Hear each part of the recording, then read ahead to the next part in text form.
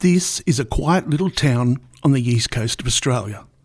I was born in these parts and have lived here my whole life. However, all these houses, including my own, have now been bought by the Australian government and are scheduled for demolition or removal. Just driving around these neighbourhoods clearly shows the extent of what is going on around here. Every one of these houses with a cyclone fence around it has been purchased by the Australian government and will soon be gone, leaving nothing but blank spaces, never to have houses on them again.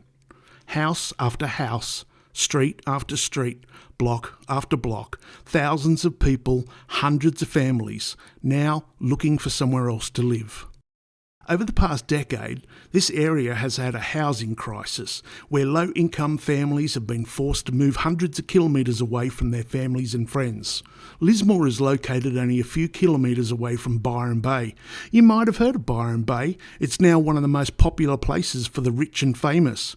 Just some of the people you may have heard of that own houses here now are actor Liam Hemsworth, Chris Hemsworth and wife Elisa, Matt Damon and wife, Melissa McCartney, Nicole Kidman, Mark Wahlberg, Zac Efron, Olivia Newton-John, Paul Hogan, Jordan Barrett, soccer star Tim Cathell, TV presenter Kerry Brickmore. Even Pink spent most of July 2018 in Byron Bay.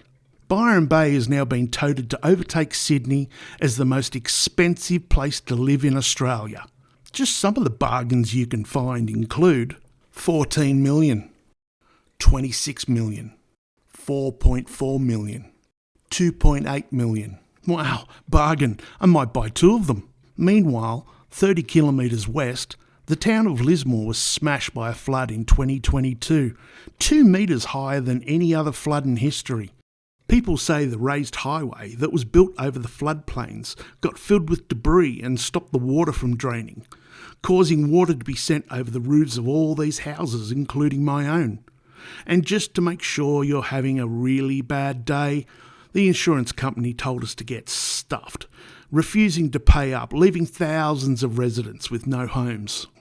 Hundreds of businesses also got wiped out, leaving thousands instantly with no jobs and no income. With no money to rebuild, little to no money to replace or repair your belongings, and no income to live off, people were forced to abandon their homes or sell up and take whatever they could get for them, some going for as little as $200,000. The Australian government stepped in and bought all these houses under the proviso that house blocks were never to have homes built on them again, exacerbating the lack of affordable housing in the region.